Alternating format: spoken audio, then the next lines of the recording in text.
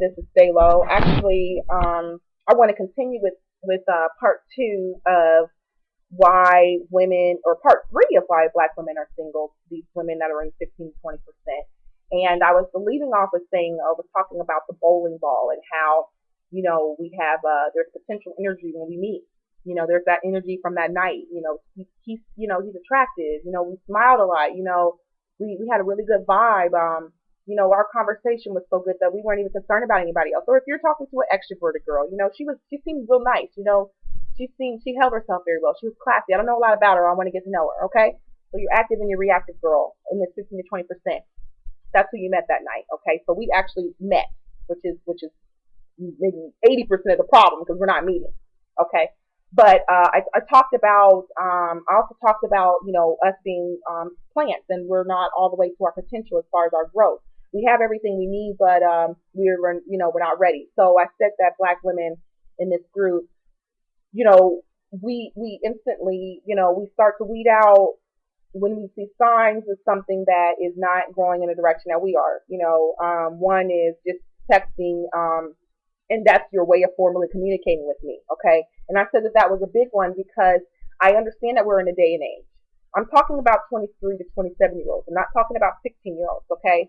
So we still remember as teenagers and, in grade, not in grade school, but maybe eighth or ninth grade, we were getting phone calls from guys. Okay. And I'm more than welcome to adapt to technology. Okay. I have a BlackBerry, whatever.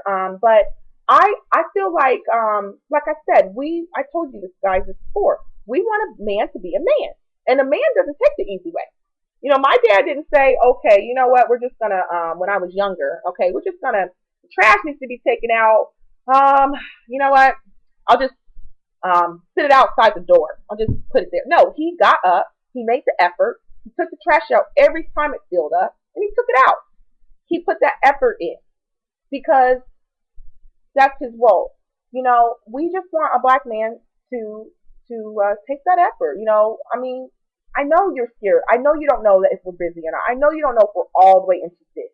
Okay, but we don't know that about you either.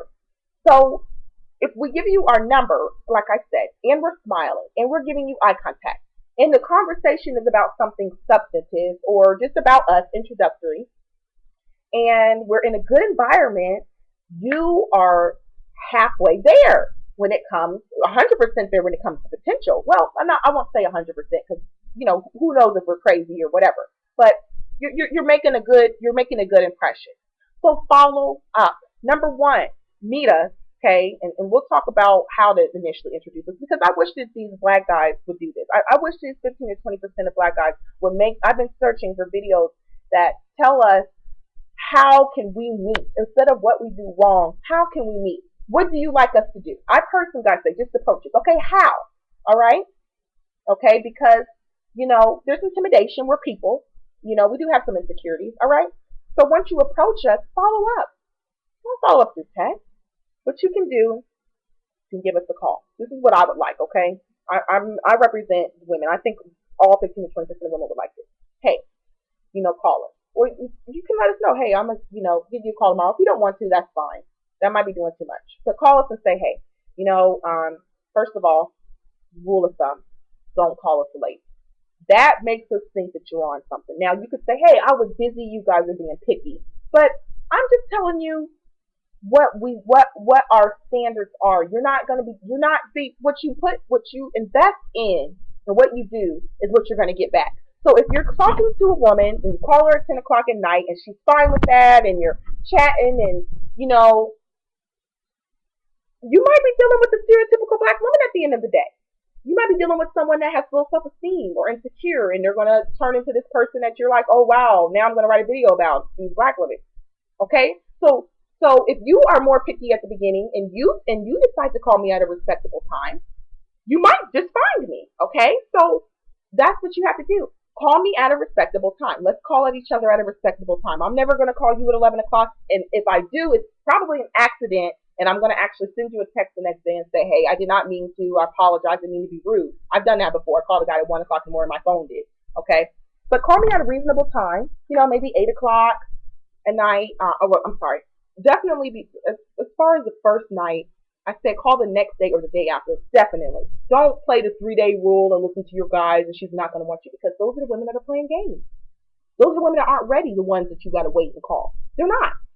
Those are your stereotypical women, okay? Call us the next day. Hey, I had a really good time. I really enjoyed our conversation. And, I would like to, see what your schedule looks like sometime next week because we're probably going to meet between a Thursday and a Sunday. I want to know what your schedule is next week and maybe we can get together and, do something and get to know each other more. That's all you got to do. I really appreciate that because you're actually putting forth effort. You're putting yourself on the line. You might get rejected or whatever, maybe, just because of attraction, or maybe you misread their signals and, hey, I'm really not interested. Fine, whatever. But, hey, I appreciate that. Okay.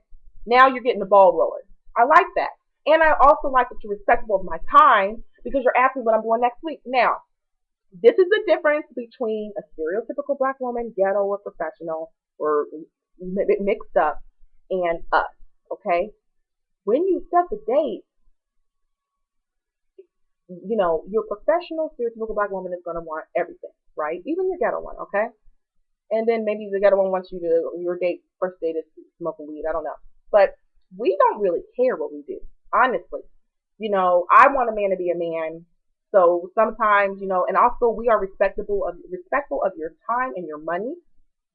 So we are not going to say, when you say, well, what do you want to do? Usually what I say is, oh, it doesn't really matter. I like to try whatever you like to because I don't want to come off as, oh, she's trying to go to this very expensive restaurant and all this stuff. It's like, hey, I'm open. Whatever you want to do, I'm fine. I like you to take a little bit of a leadership role. Sometimes I'll say, hey, I have a taste for Italian. If they ask me where you want to go to eat, go, do something low key. When we go out to order, I never order something massive and huge because I never know, exactly where you're at. I'm going to order something, something, that's not the highest thing or whatever. I always thank you after a date. I smile, even if I'm not, after our conversation, I don't feel like there's some chemistry. I'm going to be a lady. We're going to be classy. Okay. That's a difference. So we don't really care where we go. I went on dates. I walked. We walked in the park. Okay, held hands. I really like that. Versus I went on a date and I we ended up doing about 3 or 4 things, and that was fine with me because it's fine. I had heels on, but hey, I was ready to, we were having such a good time. Why not? Okay, so be mindful of that. That you don't have to come all out of your budget. Don't get worried about that because we're on trying to get to meet you. We're not on trying to be impressed. As far as picking us up, if you want to do that, that's fine. But you also, be mindful kind of the same thing with the technology thing is that, you know, it's a safety issue. So sometimes I will tell a guy, I'll meet you there, just not because I'm playing independent games, but because it's a safety issue, and I may not really know you, and I don't really want to get in the, I may not really want to get in the car, or I may not want you to go all the way out of your way. I mean, if we can meet somewhere in the middle, fine. Okay, so that's getting the ball rolling. It's just doing that, and then after the date, okay, to keep that kinetic energy rolling, and just simple. You can at that point, I think it's okay to say, hey, you know what? I had a really good time. I'll have a rest of a good weekend. I'll talk to you soon. That's fine. If you don't want to call, that's fine. If you want to call, and you were happy, that's fine. Don't listen to your voice. Oh, don't call it. Okay, just do it. You guys got to be afraid. You got to stop being afraid of guys that, oh, you're pussy whooped and whipped and you're falling for her. See, just the same way we got to stop listening to our girls. Oh yeah, look at you, you're in love, and no, and you need to talk to other guys. I'm not advocating only talking to one woman or one man. I do think you should date a lot of people. Go on dates and meet a lot of people. Until you can find out who's one. But the reason you're not meeting one is because of these things. So don't listen to a guy, your friends, and say, okay, I'm gonna forget it. I'm just gonna text her, hey, you're out, or you want to come over and watch movies. Remember I said that in one of my videos that we don't bring guys to our house. Yeah. So think about that and let me know what you think.